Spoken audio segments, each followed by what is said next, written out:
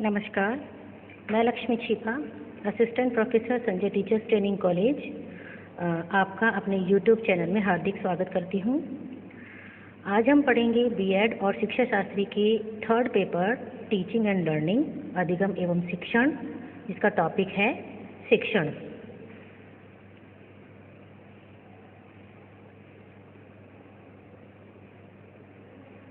सर्वप्रथम शिक्षण का अर्थ एवं परिभाषाएं। प्राचीन काल से ही शिक्षण का जो कार्य है वो औपचारिक तथा अनौपचारिक किसी न किसी रूप में होता आ रहा है। शिक्षण शब्द शिक्षा से बना है, जिसका अर्थ है ज्ञान प्रदान करना। शिक्षण का अंग्रेजी रूपांतरण है टीचिंग। अंग्रेजी में इस शब्द का प्रयोग सिखाना, पढ़ाना, अध्यापन कार्य अथवा ज्ञान प्रदान करने से लिया जाता है। इस प्रकार शिक्षण शिक्षक और छात्र के मध्य होने वाली अंतःक्रिया है, जिसका उद्देश्य छात्र के व्यवहार में वांछित परिवर्तन लाना है। दो इसकी महत्वपूर्ण परिभाषाएं हैं। पहली है एनल गेज के अनुसार, शिक्षण एक प्रकार का अंतः पारस्परिक प्रभाव है, जिसका उद्देश्य दूसरे व्यक्ति के व्यवहारों में वांछित परिवर्तन लाना है। दूसरी महत्वपूर्ण जो परिभाषा है वो है एच.सी. मॉरिसन के अनुसार, शिक्षण वह प्रक्रिया है जिसमें अधिक विकसित व्यक्तित्व कम विकसित व्यक्तित्व के संपर्क में आता है और कम विकसित व्यक्तित्व की अग्रिम शिक्षा के लिए जो अधिक विकसित व्यक्तित्व है वो व्यवस्था करता है। नेक्स्ट है शिक्षण की प्रकृति। शिक्षण की प्रकृति में पहली प्रकृति है कि शिक्षण एक अंतः प्रक्रिया है, क्योंकि शिक्षण की प्रक्रिया के दौरान शिक्षक और छात्र के मध्य अंतःक्रिया होती है। शिक्षक छात्रों को पढ़ाता है, छात्र जो भी अपने डाउट्स होते हैं, समस्या होती है, वो शिक्षक से पूछते हैं, शिक्षक उनके जो डाउट्स हैं उनको क्लियर करते हैं। तो इस प्रकार से उन दोनों के मध्य में इंटरेक्शन होता है, तो इसलिए कहा गया है कि शिक्षण एक अंतः प्रक्रिया है। दूसरा है कि शिक्षण एक सामाजिक तथा व्यावसायिक प्रक्रिया है, क्योंकि शिक्षण की जो प्रक्रिया है वो एक समूह के अंदर संपादित होती है, क्योंकि शिक्षण की प्रक्रिया के लिए कम से कम एक शिक्षक तथा एक छात्र का होना नितांत आवश्यक है। अतः शिक्षण जो है एक छात्रों के समूह में संपादित होने वाली प्रक्रिया है, इसलिए कहा गया है कि शिक्षण एक सामाजिक प्रक्रिया है। दूसरा, शिक्षण एक व्यावसायिक प्रक्रिया भी है, क्योंकि बहुत से व्यक्ति होते हैं जो कि शिक्षण को अपनी आजीविका का साधन बनाते हैं, अपनी रोजगार का साधन बनाते हैं, जैसे कि शिक्षक वर्ग है। इसलिए कहा गया है कि शिक्षण एक व्यावसायिक प्रक्रिया है।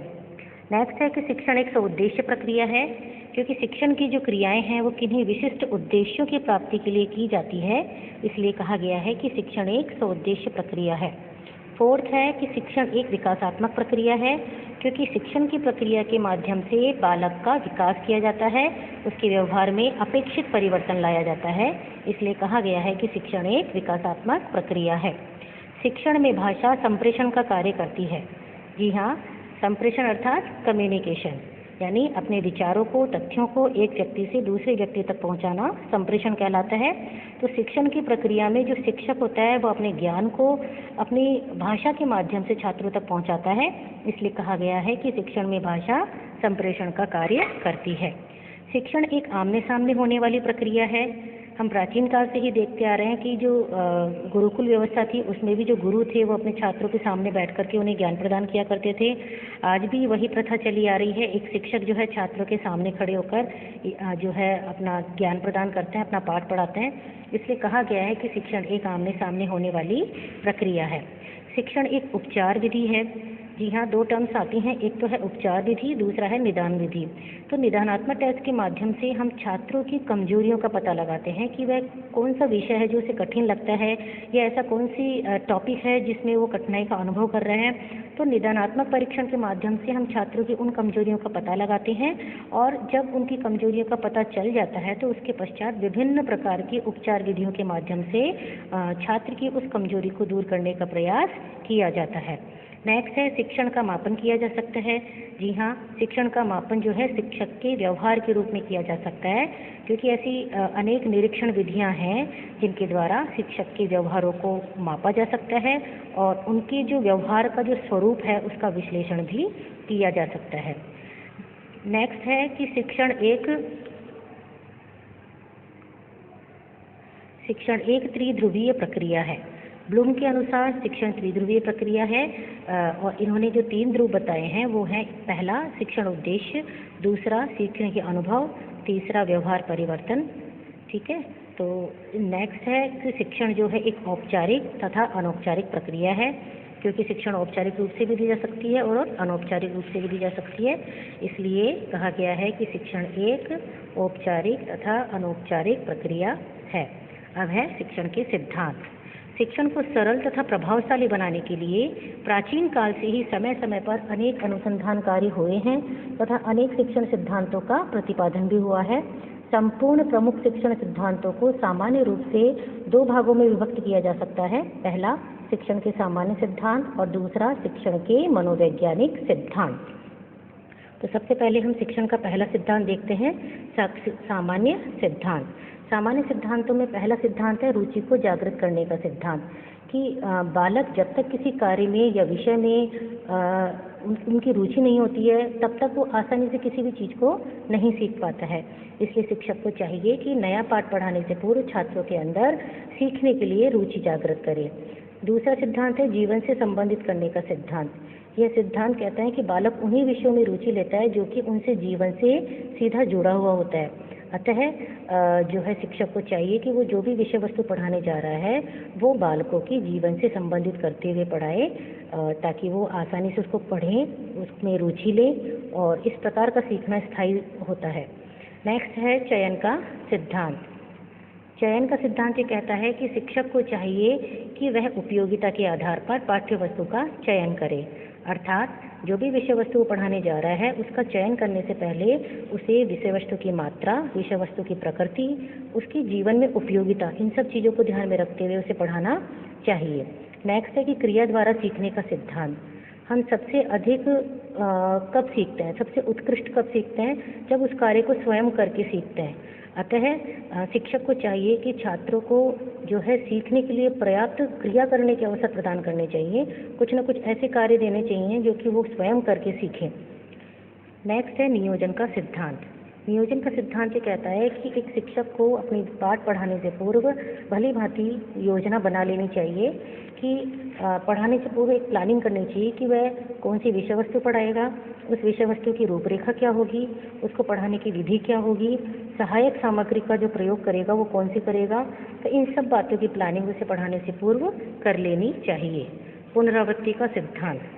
पुनरावृत्ति का सिद्धांत ये कहता है कि याद किए हुए पाठ को कुछ समय के अंतराल में पुनः पढ़ लिया जाए तो पाठ अच्छा याद हो जाता है और उचित अंतराल के अभ्यास के बिना जो पढ़ा हुआ पाठ है वो भी विस्मृत हो जाता है। इसलिए कहा गया है कि शिक्षक को एक बार पढ़ाने के पश्चात समय समय पर उसका रिवीजन करवाते रहना चाहिए, अभ्यास करवाते रहना चाहिए। नेक्स्ट है शिक्षण के मनोवैज्ञानिक सिद्धांत। इसमें सबसे पहला सिद्धांत है प्रेरणा का सिद्धांत। प्रेरणा का सिद्धांत कहता है कि जो शिक्षक है वो विभिन्न माध्यमों से छात्रों के अंदर प्रेरणा उत्पन्न कर सकता है ताकि वो अपने लक्ष्य को प्राप्त कर सके। तो इसके लिए ऐसे कौन कौन से तरीके हैं जिसके द्वारा जो शिक्षक है वो छात्रों के अंदर प्रेरणा उत्पन्न कर सकता है। उसमें पहला है लक्ष्य स्पष्ट करना, दूसरा है परिणामों की जानकारी उपलब्ध कराना, तीसरा है दंड एवं पुरस्कार देना, चौथा है प्रशंसा एवं निंदा के माध्यम से, और नेक्स्ट है स्वस्थ प्रतियोगिताओं या प्रतिस्पर्धाओं का आयोजन करके। दूसरा मनोवैज्ञानिक सिद्धांत है प्रतिपुष्टि एवं पुनर्बलन का सिद्धांत। यह सिद्धांत कहता है कि यदि बालक की वांछित अनुक्रिया पर उचित पुनर्बलन प्रदान किया जाए तो बालक को इससे प्रेरणा मिलती है। तो इस प्रकार से शिक्षक को बालकों के द्वारा की गई जो उचित अनुक्रियाएं हैं उस पर पुनर्बलन रीइंफोर्समेंट देते रहना चाहिए, साथ ही पढ़ाए गए पाठ की फीडबैक भी लेते रहना चाहिए, क्योंकि प्रतिपुष्टि एवं पुनर्बलन छात्र को विषय वस्तु की ओर अधिक अग्रसित करती है। नेक्स्ट है पूर्व ज्ञान का सिद्धांत। यदि शिक्षक नवीन ज्ञान का शिक्षण छात्र के पूर्व ज्ञान से संबंधित करके देता है तो उसे छात्र शीघ्रता से अधिग्रहित कर लेता है। नेक्स्ट है एक से अधिक ज्ञानेंद्रियों के उपयोग का सिद्धांत। यह साबित हो चुका है कि शिक्षण में जितनी अधिक ज्ञानेंद्रियों का उपयोग शिक्षक करेगा, छात्र करेंगे, तो ज्ञान उतना ही अधिक स्थायी होगा। अतः शिक्षक को चाहिए विभिन्न प्रकार की सहायक सामग्री का प्रयोग करते हुए अपनी विषय सामग्री को पढ़ाए। नेक्स्ट है तत्परता का सिद्धांत।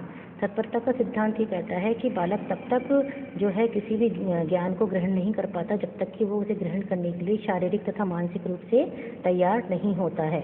अतः शिक्षक जो भी नई विषय वस्तु पढ़ाने जा रहा है उसको पढ़ाने से पूर्व ये बच्चों को मानसिक रूप से उसको तैयार करना चाहिए। नेक्स्ट है स्व अध्ययन का सिद्धांत यानी सेल्फ स्टडी। हम बालक जो है वो सबसे अधिक जो प्रभावशाली जो ज्ञान ग्रहण करता है वो सेल्फ स्टडी के माध्यम से करता है। अतः बालकों को सेल्फ स्टडी के लिए प्रेरित करते रहना चाहिए। लास्ट है व्यक्तिगत विभिन्नता का सिद्धांत। प्रत्येक जो कक्षा होती है उसमें जो छात्र हैं वो सब जो है विभिन्न प्रकार के होते हैं। उनमें व्यक्तिगत विभिन्नताएं होती हैं, उनकी रुचियां अलग होती हैं, योग्यताएं अलग होती हैं, उनकी मानसिक स्थिति अलग होती है, उनमें इंडिविजुअल डिफरेंसेस होते हैं। अतः एक शिक्षक को चाहिए कि वो इन व्यक्तिगत विभिन्नताओं को ध्यान में रखते हुए अपना जो है शिक्षण का कार्य कराए। नेक्स्ट है शिक्षण के स्तर, लेवल्स ऑफ टीचिंग। शिक्षण की जो प्रक्रिया है उसके 3 स्तर हैं। पहला स्मृति स्तर, दूसरा बोध स्तर शिक्षण, तीसरा चिंतन स्तर शिक्षण। इन स्तर को हम हमारे नेक्स्ट वीडियो में पढ़ेंगे। आशा है आपको मेरा ये वीडियो पसंद आया होगा, तो आप इसे लाइक करें, शेयर करें और सब्सक्राइब करें। Thank you.